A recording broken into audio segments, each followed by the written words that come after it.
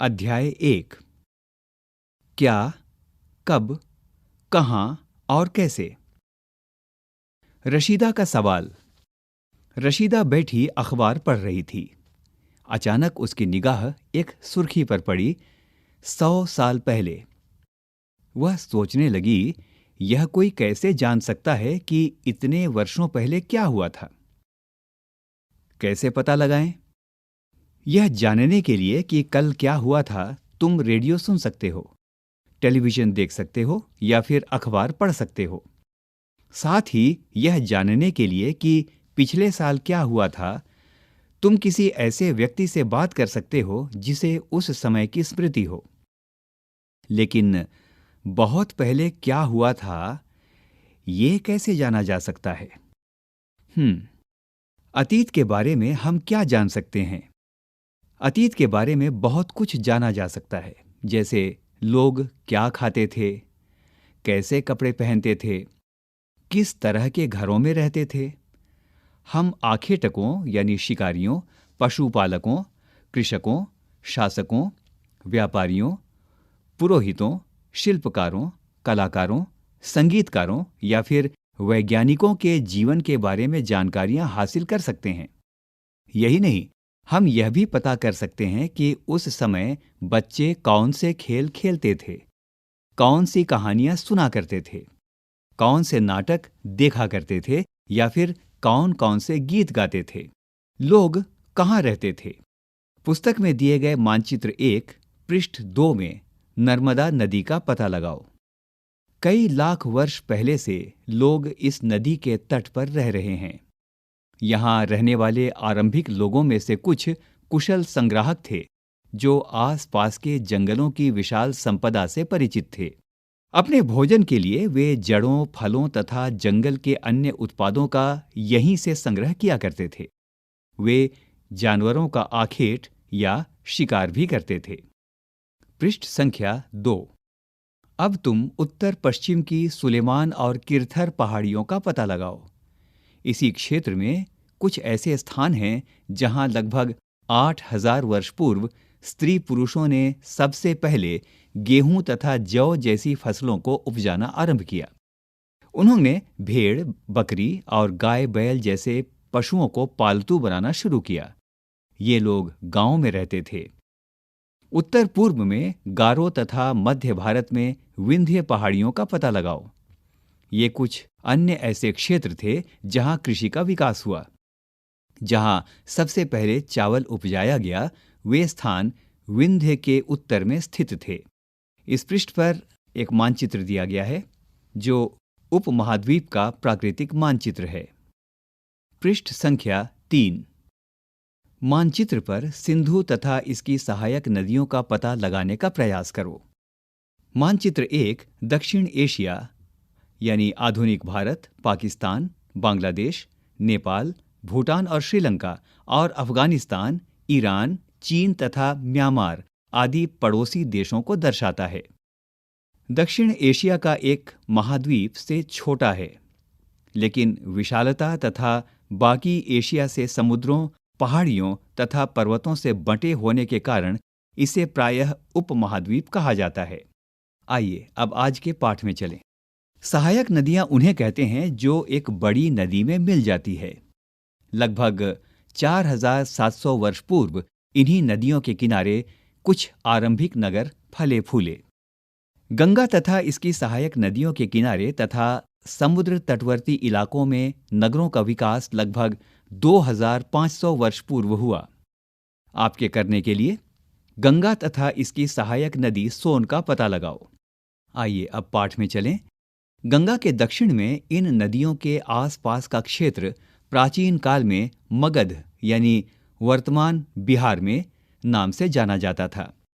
इसके शासक बहुत शक्तिशाली थे और उन्होंने एक विशाल राज्य स्थापित किया था। देश के अन्य हिस्सों में भी ऐसे राज्यों की स्थापना की गई थी। लोगों ने सदैव उपमहाद्वीप के एक हिस्से से दूसरे हिस्से तक यात्रा की। कभी कभी हिमालय जैसे ऊंचे पर्वतों, पहाड़ियों, रेगिस्तान, नदियों तथा समुद्रों के कारण यात्रा जोखिम भरी होती थी। फिर भी ये यात्रा उनके लिए असंभव नहीं थी। अतः कभी लोग काम की तलाश में तो कभी प्राकृतिक आपदाओं के कारण एक स्थान से दूसरे स्थान को आया जाया करते थे। कभी कभी सेनाएं दूसरे क्षेत्रों पर विजय हासिल करने के लिए आती थीं। इसके अतिरिक्त व्यापारी कभी काफिले में तो कभी जहाजों में अपने साथ मूल्यवान वस्तुएं लेकर एक स्थान से दूसरे स्थान जाते रहते थे।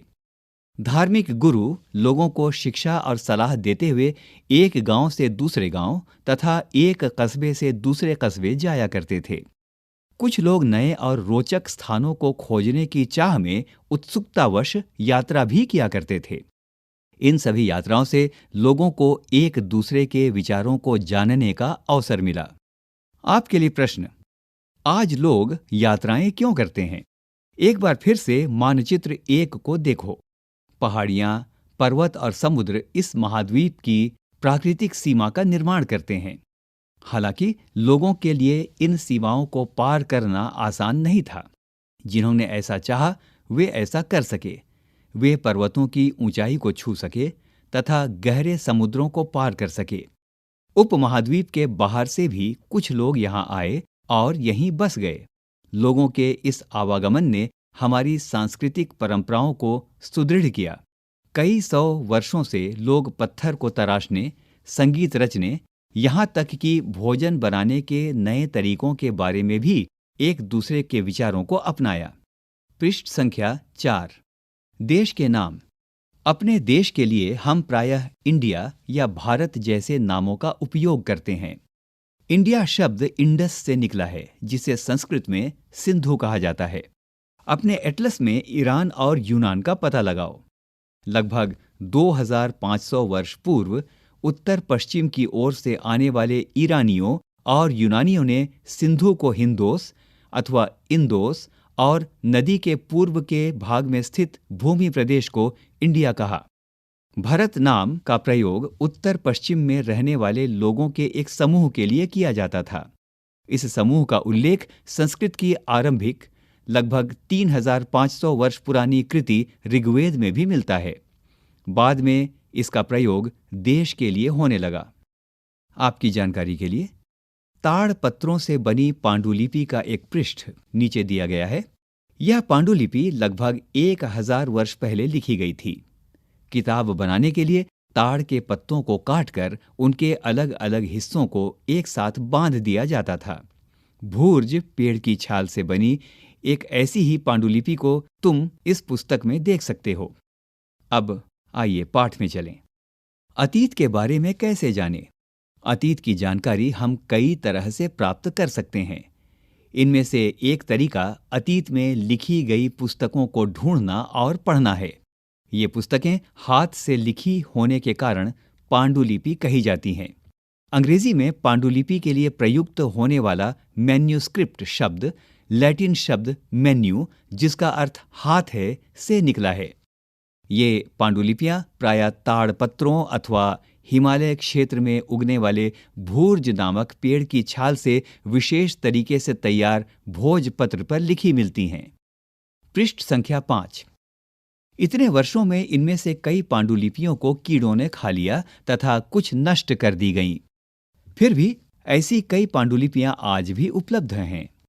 प्रायः ये पांडुलिपियां मंदिरों और विहारों में प्राप्त होती हैं। इन पुस्तकों में धार्मिक मान्यताओं व व्यवहारों, राजाओं के जीवन, औषधियों तथा विज्ञान आदि सभी प्रकार के विषयों की चर्चा मिलती है। इनके अतिरिक्त हमारे यहाँ महाकाव्य, कविताएं तथा नाटक भी हैं। इनमें से कई संस्कृत में लिखे हुए मिलते हैं, जबकि अन्य प्राकृत और तमिल में हैं। प्राकृत भाषा का प्रयोग आम लोग करते थे। हम अभिलेखों का भी अध्ययन कर सकते हैं।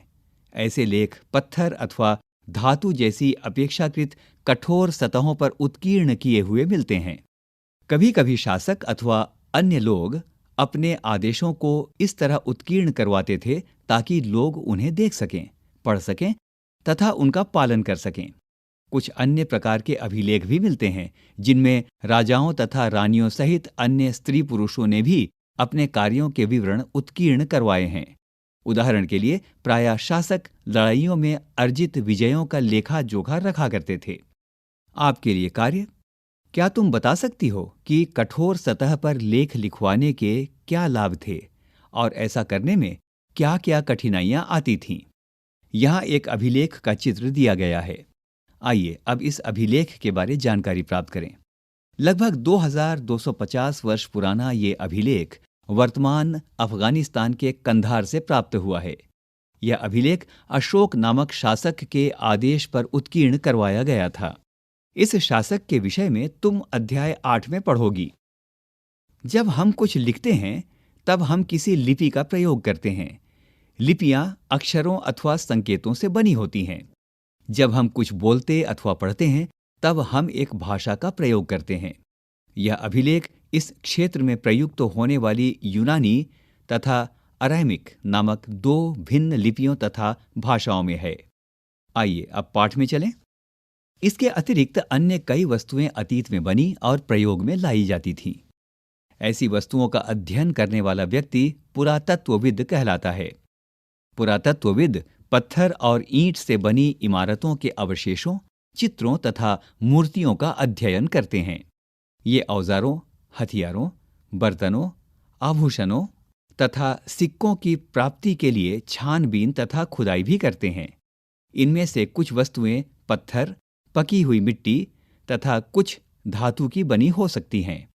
ऐसे तत्व कठोर तथा जल्दी नष्ट ना होने वाले होते हैं। पृष्ठ संख्या 6। यहाँ एक प्राचीन नगर से प्राप्त पात्र का चित्र दिया गया है। इस तरह के पात्रों का प्रयोग 4700 वर्ष पूर्व होता था। दाईं ओर एक पुराना चांदी का सिक्का है। इस तरह के सिक्कों का प्रयोग लगभग 2500 वर्ष पूर्व होता था। जरा सोचिए, हमारे द्वारा आज प्रयोग में आने वाले सिक्कों से यह सिक्का कैसे भिन्न है। अब आइए पाठ में चलें। पुरातत्वविद जानवरों, चिड़ियों तथा मछलियों की हड्डियां भी ढूंढते हैं। इससे उन्हें यह जानने में मदद मिलती है कि अतीत में लोग क्या खाते थे। वनस्पतियों के अवशेष बहुत मुश्किल से बच पाते हैं। यदि अन्न के दाने अथवा लकड़ी के टुकड़े जल जाते हैं तो वे जले हुए रूप में बचे रहते हैं। आपके सोचने के लिए, क्या पुरातत्वविदों को बहुधा कपड़ों के अवशेष मिलते होंगे? अब पाठ में चलें। पांडुलिपियों, अभिलेखों तथा पुरातत्व से प्राप्त जानकारियों के लिए इतिहासकार प्रायः स्रोत शब्द का प्रयोग करते हैं। इतिहासकार उन्हें कहते हैं जो अतीत का अध्ययन करते हैं। स्रोत के प्राप्त होते ही अतीत के बारे में पढ़ना बहुत रोचक हो जाता है, क्योंकि इन स्रोतों की सहायता से हम धीरे धीरे अतीत का पुनर्निर्माण करते जाते हैं। अतः इतिहासकार तथा पुरातत्वविद उन जासूसों की तरह हैं जो इन सभी स्रोतों का प्रयोग सुराग के रूप में कर अतीत को जानने का प्रयास करते हैं। पृष्ठ संख्या 7। अतीत, एक या अनेक। क्या तुमने इस पुस्तक के शीर्षक हमारे अतीत पर ध्यान दिया है? यहाँ अतीत शब्द का प्रयोग बहुवचन के रूप में किया गया है।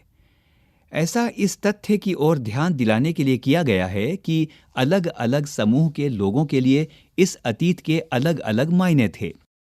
उदाहरण के लिए, पशुपालकों अथवा कृषकों का जीवन राजाओं तथा रानियों के जीवन से तथा व्यापारियों का जीवन शिल्पकारों के जीवन से बहुत भिन्न था। जैसा कि हम आज भी देखते हैं, उस समय भी देश के अलग अलग हिस्सों में लोग अलग अलग व्यवहारों और रीति रिवाजों का पालन करते थे। उदाहरण के लिए, आज अंडमान द्वीप के अधिकांश लोग अपना भोजन मछलियां पकड़कर, शिकार करके तथा फल फूल के संग्रह द्वारा प्राप्त करते हैं। इसके विपरीत शहरों में रहने वाले लोग खाद्य आपूर्ति के लिए अन्य व्यक्तियों पर निर्भर करते हैं। इस तरह के भेद अतीत में भी विद्यमान थे। इसके अतिरिक्त एक अन्य तरह का भेद है। उस समय शासक अपनी विजयों का लेखा जोखा रखते थे। यही कारण है कि हम उन शासकों तथा उनके द्वारा लड़ी जाने वाली लड़ाइयों के बारे में काफी कुछ जानते हैं, जबकि शिकारी, मछुआरे, संग्राहक, कृषक अथवा पशुपालक जैसे आम आदमी प्रायः अपने कार्यों का लेखा जोखा नहीं रखते थे। पुरातत्व की सहायता से हमें उनके जीवन को जानने में मदद मिलती है। हालांकि अभी भी इनके बारे में बहुत कुछ जानना शेष है। तिथियों का मतलब। अगर कोई तुमसे तिथि के विषय में पूछे तो तुम शायद उस दिन की तारीख, माह, वर्ष, जैसे कि 2000 या इसी तरह का कोई और वर्ष बताओगी। वर्ष की यह गणना ईसाई धर्म प्रवर्तक ईसा मसीह के जन्म की तिथि से की जाती है। अतः 2000 वर्ष कहने का तात्पर्य ईसा मसीह के जन्म के 2000 वर्ष बाद से है। ईसा मसीह के जन्म के पूर्व की सभी तिथियां ईसा पूर्व यानी ईसा से पहले के रूप में जानी जाती हैं।